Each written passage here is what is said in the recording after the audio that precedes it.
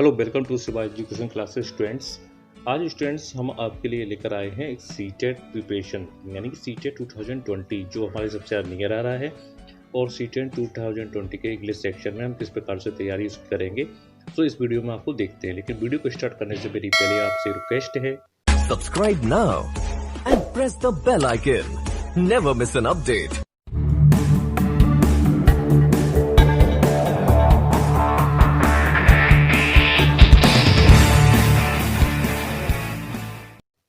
First question है हमारा, language is a tool for. क्योंकि व्यूअर्स ऐसा होता है कि इंग्लिश के पेपर में, इंग्लिश सेक्शन में आपका इंग्लिश के अलावा पेडागोजी भी इंक्लूड कर दिया गया है, तो हम पेडागोजी और इंग्लिश बेसिक दोनों को ही इंक्लूड करके ही आपको एक्सप्लेन करेंगे। तो फर्स्ट क्वेश्चन है, language is a tool for space. First option है नॉलेज, कम्युनिकेटिंग एंड थिंकिंग। अब लैंग्वेज के लिए हमें कौन सा टूल की आवश्यकता पड़ती है? ओनली नॉलेज होनी चाहिए या कम्युनिकेटिंग होनी चाहिए या केवल हमें सोच होनी चाहिए या सोच और कम्युनिकेटिंग दोनों ही होनी चाहिए, यानी बातचीत यानी संवाद। तो लैंग्वेज की ज़रूरत हमें दोनों ही जगह पड़ती है, तो इसलिए यहाँ पर जो हमारा ऑप्शन बनेगा वो ऑप्शन बनेगा डी। ओके, तो आई थिंक ये समझ में आ गया होगा। सेकंड क्वेश्चन है, वॉक केयरफुली लेस्ट स्पेस, जिसके ऑप्शन हैं यू मे फॉल डाउन, से B you should fall down, you will fall down, और लास्ट ऑप्शन है यू कैन फॉल डाउन। तो इसमें जो ऑप्शन होगा वो क्या हो सकता है? क्योंकि रूल अकॉर्डिंग हमारा ये होता है कि वॉक केयरफुली, संभल कर चलिए, कहीं ऐसा ना हो। ये पूरा एक यूज है, लेस्ट का यूज होता है, यूज ऑफ लेस्ट।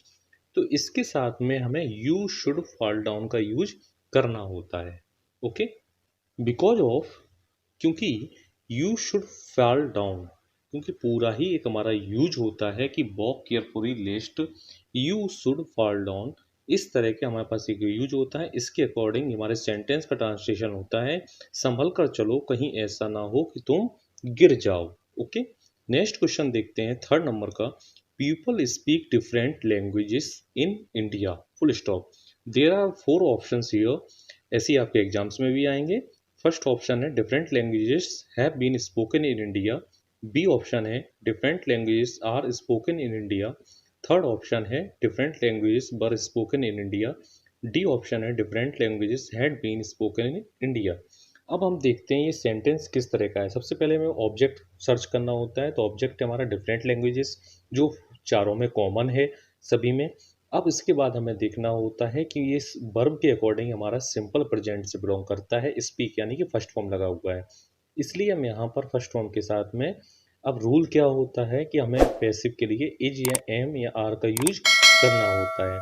तो डिफरेंट लैंग्वेज के साथ में हमने आर का यूज किया, तो यहाँ पर उसके बाद वर्ब का थर्ड फॉर्म स्पोकन और उसके बाद इन इंडिया, फुल स्टॉप, इतना हो जाएगा। तो बी ऑप्शन और हमारा करेक्ट होगा। तो different language are spoken in India. Okay students, next question है question number 4। I said to him let us go to school. अब इसमें हमें क्या करना है कि सेड टू को हम कन्वर्ट करते हैं टोल्ड में, तो सभी में कॉमन है, आई टोल्ड हिम, हमें ये देख लिया है। उसके बाद अस हमारा ऑब्जेक्ट है, इसको हमें चेंज करना पड़ेगा सब्जेक्ट के अकॉर्डिंग। तो हम इसको चेंज करेंगे, यानी कि अस हमारा फर्स्ट पर्सन है, फर्स्ट पर्सन को अकॉर्डिंग सब्जेक्ट के चेंज होगा, तो ये हो जाएगा बी। तो बी हमारा ये हो गया, ए और बी दोनों में ही कॉमन आ रहा है, लेकिन अब और उसके बाद में हमारे सी और डी में ही कॉमन आ रहा है।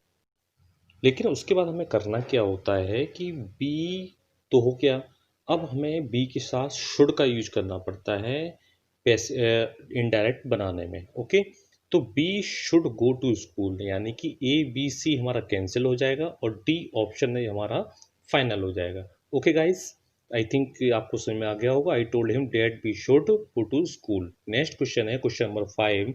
इस पे हमें एरर पार्ट को सर्च करना है। Swami Vivekananda was a, A option है, स्लैश मैन हु, ये बी ऑप्शन, उसके बाद बिकेम ए लीजेंड, ये C option, third option D option है हमारा in his own time. Okay, अब इसमें एरर पार्ट कौन सा है? तो ये तो बहुत कॉमन है, आपको दूर से ही दिख जाएगा कि बी पार्ट हमारा एरर है। क्यों है? क्योंकि इसमें एम ई एन का यूज किया गया है, क्योंकि स्वामी विवेकानंद तो एक हैं, वॉज आ, लेकिन यहाँ पर मेन दिया हुआ है यानी कि पूरे नंबर में दिया हुआ है, तो ये यहाँ पर रॉन्ग हो जाएगा, इसलिए यहाँ पर बी पार्ट को एरर पार्ट माना जाएगा। ओके स्टूडेंट्स, नेक्स्ट क्वेश्चन हमें 6 नंबर, truth sits upon the lips of a dying man, यानी सच जो था वो उसके ओंठों पर, जो मरा हुआ आदमी था, मरता हुआ आदमी, उसके ओंठों पर बैठा हुआ था। तो ओंठों पर बैठा हुआ था यानी कि लिप्स पर बैठा हुआ था मरते हुए आदमी के, कौन? सच, सच्चाई। ओके, तो यहाँ पर ऑप्शंस हैं इसके, मेटाफर, पर्सोनिफिकेशन, सिमली, हाइपरबोल। अब यहाँ पर आएगा कौन सा ऑप्शन? वो तो यहाँ पर मेटाफर जो हो गया वो रूपक अलंकार हो गया। ओके, और पर्सोनिफिकेशन हो गया हमारा मानवीकरण, सिमली हो गया उपमा, और हाइपरबोल हो गया अतिशयोक्ति। तो यहाँ पे मानव के रूप जैसा दिखाया जा रहा है कि सच्चाई जो थी वो मरते हुए इंसान के ओंठों पर बैठी हुई थी। तो यहाँ पर जो ऑप्शन बनेगा हमारा वो क्या बनेगा? बी वाला ऑप्शन, यानी कि पर्सोनिफिकेशन। ओके, क्वेश्चन नंबर 7 देखते हैं। Fair is fall and fall is fair, बेईमानी ही निष्पक्षता है और निष्पक्षता ही बेईमानी है, यानी कि जो फॉल कहते हैं वो बेईमानी को कहते हैं। तो यहाँ पर ऑप्शन से हैं हाइपरबोल, ऑक्सीमोरोन, मेटाफर और सिमली। तो इसमें हमारा जो ऑप्शन होगा वो क्या होगा? ऑक्सीमोरोन, विरोधाभास, यानी बेईमानी ही निष्पक्षता है, क्लियरली फेयरनेस, और निष्पक्षता ही बेईमानी है, दोनों में अपोजिट हो रहा है। तो इसके लिए हमारा जो ऑप्शन होगा वो बी होगा। इसका मतलब होता है ऑक्सीमोरोन, यानी कि अपोजिट सेंस, विरोधाभास अलंकार। ओके गाइस, देखते हैं question number 8। One who is neither intelligent nor dull, एक ऐसा इंसान जो ना तो ही इंटेलिजेंट है और ना ही डल है। तो इसके ऑप्शंस हैं कॉमनर, टॉलरेबल, मेडिकर और डिलीजेंट। अब इसमें कौन सा ऑप्शन होगा? कॉमनर मीन्स तो जानते हैं, बिल्कुल सादा सिंपल, यानी बीच का हो गया। टॉलरेबल मीन्स हो गया आपको जो सहा ना जाए, यानी जिसको सह सकते हैं हम। Okay, tolerable. मेडिकल मीन्स होता है आपका साधारण, ये भी हो गया। डिलीजेंट मीन्स हो गया मेहनती। तो इसका हमारा जो आंसर बनेगा वो क्या बनेगा? मेडिकल, यानी कि बिल्कुल ठीक ठाक है, साधारण जिसे कहा जाएगा।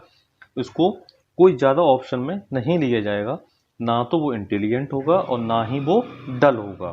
तो इसको हम सी ऑप्शन में करेक्ट करते हैं, क्योंकि बाकी के ऑप्शन यहाँ पर सेट नहीं होंगे। ओके, क्वेश्चन नंबर 9 है, she rejected his proposal of marriage point blank. इसके ऑप्शंस, अब पॉइंट ब्लैंक यहाँ पर इडियम है, इसका हमें बताना है क्या मीन्स होगा। पहला ऑप्शन है डायरेक्टली, पॉइंटेडली, एब्रप्टली और ब्रीफली। तो डायरेक्टली मीन्स तो आप जानते ही हैं क्या होता है, तो आप सीधे ही इसमें ए ऑप्शन पहले ही मिल गया आंसर हमें, कि डायरेक्टली उसने रिजेक्ट कर दिया उसका प्रपोजल, किस चीज़ का? मैरिज का। तो यहाँ पर ए ऑप्शन पहले ही हमें मिल गया है, इसलिए यहाँ पर ए ऑप्शन फिल हो जाएगा। ओके, 10 नंबर क्वेश्चन देखते हैं। डोंट इंसल्ट योर एल्डर्स, इसका हमें पैसिव बनाना है। तो इसके तरह के हमारे पास जो रूल्स होते हैं इम्परेटिव सेंटेंस का, वो क्या होता है कि late plus object plus not, उसके बाद बी3, और उसके अगर जरूरत पड़ती है तो बाई यू हम लगा सकते हैं according to our choice. Okay, तो यहाँ पर देख लीजिए लेट कौन से में है? 2 3 में कॉमन है, ए, सी और डी में। ओके, तो लेट का यूज किया। उसके बाद हमारे पास क्या आना चाहिए? ऑब्जेक्ट। तो ऑब्जेक्ट क्या है? योर एल्डर्स आ गया। उसके बाद आना चाहिए नॉट, तो ये कहाँ पर है? ये आपके सी वाले ऑप्शन में है। तो लेट योर एल्डर्स नॉट, उसके बाद बी इंसल्टेड बाय यू, ये हमारा ऑप्शन यहाँ पर ठीक हो जाएगा अकॉर्डिंग टू द रूल, यानी कि 10 नंबर का बनेगा C option. Okay, next question देखते हैं 11 नंबर का। Effective learning takes place when students are, यानी इफेक्टिव प्रभावशाली लर्निंग कहाँ पर अपना स्थान ले सकती है? जब स्टूडेंट्स हों इंटरैक्टिव हों, क्वाइट हों, पैसिव हों, good at preparing for exam हों। इंटरैक्टिव मीन्स आपका जो होगा वो होगा यानी कि आपस में बात करने वाले हों, क्वाइट यानी कि शांत रहने वाले हों, पैसिव यानी कि निष्क्रिय हों, कुछ नहीं करते हों, या गुड एट प्रिपेयरिंग, जो उनकी अच्छाई हो यानी कि अपने एग्जाम के लिए अच्छी तैयारी करते हों। तो यहाँ पर जो ऑप्शन बनेगा इंटरैक्टिव, ए वाला ऑप्शन यहाँ पर आपका ठीक होगा, इंटरैक्टिव। ओके, नेक्स्ट ऑप्शन देखते हैं 12 नंबर का। Which is not a quality of good hand writing, यानी कि इसमें एक ऐसा कौन सा गुण नहीं है जो गुड हैंड राइटिंग का हो। Legibility, distinctness, spacing, absence of uniforming in the size of letters. अब देखिए, तो लीजिबिलिटी आपकी जो होती है वो क्या है, स्पष्टता, यानी कि जो स्पष्ट होता है। डिस्टिंक्टनेस का मतलब होता है विशिष्टता, यानी कि जो विशेष रूप से हो। उसके बाद आपका आता है, यानी कि स्पेस देते हो। उसके बाद है absence of uniforming in the size of letters, यानी कि इनकी जो यूनिफॉर्मिंग हो लेटर्स की लिखने की साइज की, वो अब्सेंट होनी चाहिए। तो इसमें कौन सा क्वालिटी नहीं है गुड हैंड राइटिंग का? बाकी सब तो सही है भाई, क्लियर भी होना चाहिए, स्पेशल भी होना चाहिए, और मेंटेन स्पेस मेंटेन भी होना चाहिए, लेकिन डी ऑप्शन यहाँ पर अकॉर्डिंग नहीं हो रहा है हमारी गुड हैंड राइटिंग के। तो यहाँ पर जो आंसर होगा वो डी ऑप्शन होगा, absence of uniforming in the size of letters. Okay guys, next question देखते हैं। क्वेश्चन नंबर 13 है, a special needs language classroom is ideally, यानी कि स्पेशल नीड्स क्या होनी चाहिए लैंग्वेज क्लासरूम के लिए। एक आदर्श जो क्लासरूम होती है, कक्षा होती है, उसके लिए क्या स्पेशल नीड्स होने चाहिए। ऑप्शन है हैज एक्स्ट्रा टीचर, यानी कि एक्स्ट्रा टीचर्स होने चाहिए हेल्प के लिए रेगुलर टीचर्स की, क्या ये ऑप्शन होना चाहिए। कि एक्सक्लूसिवली, एक्सक्लूसिवली में शानदार यानी कि बढ़िया होना चाहिए, यानी लोकेटेड सेपरेटली या बिल्कुल अकेले में जाके बना देना चाहिए उसको। Integrates all types of learners, यानी कि उसमें एकीकृत यानी कि बिल्कुल अलग तरीके से, बिल्कुल यूनिक जिसे कहा जा सकता है, उसमें लर्नर होने चाहिए सभी प्रकार के। तो स्पेशल नीड्स बनती है लैंग्वेज क्लासरूम की डी ऑप्शन से, क्योंकि उसमें यूनिक लर्नर्स होने चाहिए सभी सभी प्रकार के, जो सीखने वाले होते हैं, कुछ नया सीखने की चाह रखते हैं, इसलिए यहाँ पर डी ऑप्शन होगा। Okay, which of the following is not a study skill. Guys एक बात ध्यान रखिए, इसमें मोस्टली ऑप्शंस ये लगते हैं हमें पेडागोजी में कि ये सभी सही हैं हमारे सोचने के व्यू से, कि ये क्वेश्चन सभी आंसर्स इसके सही हो सकते हैं, ऑप्शन सही हो सकते हैं, बट ऐसा नहीं होता है। इसमें हमें बेस्ट वन को चूज करना होता है, जो बेस्ट वन होता है।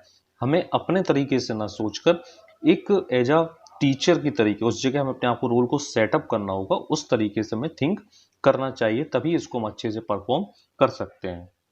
क्वेश्चन नंबर 14 है, which of the following is not a study skill. इनमें से कौन सा स्टडी स्किल नहीं है। Note making, using a dictionary, यानी नोट बनाना, डिक्शनरी का यूज करना, इंफॉर्मेशन को इंसाइक्लोपीडिया से कलेक्ट करना, या राइटिंग फॉर्मल रिपोर्ट्स, अच्छी फॉर्मल रिपोर्ट्स लिखना। तो यहाँ पर कौन सा नहीं है। तो नोट मेकिंग तो भैया होना चाहिए, डिक्शनरी का यूज भी होता है, इंसाइक्लोपीडिया का यूज भी किया जाता है, लेकिन राइटिंग फॉर्मल रिपोर्ट्स, हमें फॉर्मल रिपोर्ट्स के तरीके से लिखना या फॉर्मल रिपोर्ट्स लिखना, ये हमारा क्वालिटी यानी कि स्किल नहीं है। ओके, तो इस चीज़ का हमें ध्यान रखना है। फिर उससे ऑप्शन बता दूं आपको कि इसका ऑप्शन डी होगा। ओके, नेक्स्ट ऑप्शन है हमारे पास 15, fluency in English can be developed through, यानी कि इंग्लिश की जो फ्लुएंसी होनी चाहिए वो कैसे डेवलप की जा सकती है।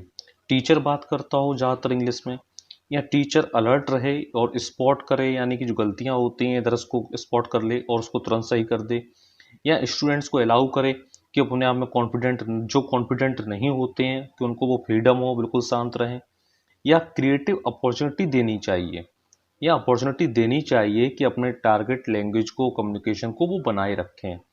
तो यहाँ पर हमें सबसे ज़्यादा अच्छी बात है कि हम जितनी ज़्यादा अपॉर्चुनिटीज़ देंगे लोगों को, उतना ज़्यादा स्टूडेंट्स, उतना ज़्यादा चाइल्ड हमारा अच्छे से डेवलप हो सकता है। तो अपॉर्चुनिटी देने पर ही स्किल्स ग्रो अप करते हैं। तो इसका ऑप्शन जो होगा वो होगा डी। ओके गाइस, यहाँ पे हमारी ये सीरीज फिनिश होती है। अब स्टूडेंट्स या व्यूअर्स हमारे, मैं आपको कुछ प्रैक्टिस के लिए सेंटेंसेस या दे रहा हूँ, उसको आप लोग अपने घर पे सॉल्व करें और इसको करके मुझे आप सेंड करेंगे। ओके, अपने कमेंट बॉक्स में। अगर आप लोग चाहते हैं कि मैं पर्सनली एक पेडागोजी का पूरा वीडियो बनाऊं सीटेट के लिए, तो आप मुझे कमेंट बॉक्स में लिख सकते हैं, या अगर आपके पास कोई और सजेशंस हो तो वो भी मुझे आप टाइप करके सेंड कर सकते हैं। ओके गाइस, तो अब आपके क्वेश्चन 16 से लेकर 25 तक यानी कि 10 क्वेश्चंस हैं, जिनके मुझे आप आंसर्स कमेंट बॉक्स में टाइप करेंगे। ओके, सो देखते हैं क्वेश्चन नंबर 16। क्वेश्चन नंबर 16 देखिए अपनी स्क्रीन पर, life history of a man written by himself is called, यानी लाइफ हिस्ट्री जो अपने आप व्यक्ति लिखता है उसको हम क्या बोलते हैं। बायोग्राफी, कैलीग्राफी, बायोग्राफी और ऑटोबायोग्राफी। क्वेश्चन रिपीट कर दूं, जो व्यक्ति अपने आप की खुद की लाइफ हिस्ट्री लिखता है उसको हम क्या बोलते हैं? ओके, तो ये ऑप्शन आपने देख लिए, biography, calligraphy, biography and autobiography. Okay guys, तो क्वेश्चन नंबर 17 है आपका, Julius Caesar was written by, यानी कि जूलियस सीजर सभी ने पढ़ा होगा क्लास 12th वगैरह में, और इससे प्रीवियस क्लासेस में भी आपने इसको पढ़ा होगा काफ़ी बार। जूलियस सीजर वॉज रिटन, इसको किसने कम लिखा था? इसके ऑथर्स हैं A.G. Gardner, Premchand, William Wordsworth, William Shakespeare. Repeat कर दूं options, A.G. Gardner, Premchand, William Wordsworth, William Shakespeare. Julius Caesar को किसने रिटन किया था? ओके गाइस, नेक्स्ट क्वेश्चन है question number 18, it space last week. इसमें हमें मेन वर्ब और हेल्पिंग दोनों को कंपोजिशन करना है। Has not rained, didn't rained, will not be raining और didn't rain. Okay guys, question number 18 को आप देखिए, उसको सॉल्व करिए। 19 है, फाइंड द करेक्ट सेंटेंस। अब इसमें से 4 सेंटेंस दिए हैं जो हमें देखने हैं, इसमें करेक्ट सेंटेंस कौन सा होगा। ए है, politics are the subject which is taught at degree level, full stop. B option है, it is you who are responsible for the downfall, full stop. C option है, I comma you and he is a good friend, full stop. D option है, Ganga is a famous river of India. इसमें आपको देखना है कौन सा correct sentence होगा। 19 question number होगा, यानी 20 होगा, the two friends walked. A, B part आपका होगा besides each other, C part होगा इन साइलेंस और डी पार्ट होगा नो एरर। इसमें से जो पार्ट हमारा ए बी सी डी है उसको आपको सिलेक्ट करना होगा कि एरर है या नहीं है। ओके गाइस, क्वेश्चन नंबर 21 देखिए, 10,000 saw I at a glance, यानी कि मैंने एक नज़र में 10,000 लोगों को देख लिया। अब इसमें आपको फिगर ऑफ स्पीच बताना है कौन सा होगा, metaphor, simile, hyperbole, epigram. Okay guys, तो आपने समझ लिया कि मैंने एक नज़र में 10,000 लोगों को देख लिया एक झलक में ही। क्वेश्चन नंबर 22 है, मिस्टर पाठक फाउंड मी रनिंग स्पेस, जिसके ऑप्शंस हैं फास्ट, लेटली, बिफोर और फास्टली। जो ऑप्शन यहाँ पर बेटर होगा और बेस्ट होगा वही आपको फिल करना है, fast, lately, before, fastly. Okay, question number 23 आप देखिए, इसी सीरीज में वर्ब ऑफ अल्टरनेशन, अल्टरनेशन का आपको वर्ब बताना है कौन सा होगा, alternative, alteration, alternate, alternatively. Repeat कर दूं मैं आपको, क्वेश्चन देख लिया है, अल्टरनेशन का आपको वर्ब देखना है कौन सा ऑप्शन यहाँ पर राइट होगा। क्वेश्चन नंबर 24 है, error correction in students writing written work is most effective when the teacher. Options हैं, writes out the correct answer on the board, B option revises the wrong answers with them, C option point out major errors using symbols and students self correct, D option है gives students more drill work till the learn the correct responses. Guys, एक बात ध्यान रखिए आप friends कि C TET में ऐसे ही question ज़्यादा आते हैं जिनके ऑप्शंस जो होते हैं वो हमें सभी लगते हैं राइट होंगे और जिनके ऑप्शंस बहुत ज़्यादा लॉन्ग होते हैं। इसलिए अपना प्रॉपर वे में सोचिए और उसके बाद ही आंसर को आप सिलेक्ट करिए। ओके, क्वेश्चन नंबर 25 वो लास्ट क्वेश्चन है, an effective lessons for teaching a language begins with. Option है, presenting the content of the lesson, recapitulation and motivation through fun activity, C option है writing on the black board, D option है listing the learning objectives of the lesson. Okay guys, तो यहाँ ये आपकी series finish होती है question number 25 तक, जिसमें से 15 क्वेश्चंस मैंने आपको किए करा के एक्सप्लेन किए हैं, 10 क्वेश्चंस मैंने आपको प्रैक्टिस के लिए दिए जिनके आप आंसर्स मुझे कमेंट्स बॉक्स में देंगे यूट्यूब चैनल पर ही। और मेरी आप सभी लोगों से ये कहना है कि अगर आप लोगों को हमारी पेडागोजी वाली सीरीज चाहिए तो आप मुझे कमेंट बॉक्स में लिखिए, जिसमें मैं आपको पेडागोजी का सेक्शन बनाकर अपलोड करूंगा, जिससे आप पेडागोजी प्रैक्टिस भी कर सकते हैं। अगर आपको ये वीडियो हमारा पसंद आया हो तो वीडियो को एक बार आप ज़रूर लाइक कर दीजिए। अगर आपको हमारे चैनल को अभी आपने सब्सक्राइब नहीं किया है तो प्लीज़ आप हमारे चैनल को सब्सक्राइब कर दीजिए और वीडियो के ऊपर जो आई बटन आ रहा है उस पर क्लिक करके आप और हमारे सीरीज़ को देख सकते हैं। मिलते हैं फिर एक नए अपलोड के साथ, तब तक के लिए थैंक यू।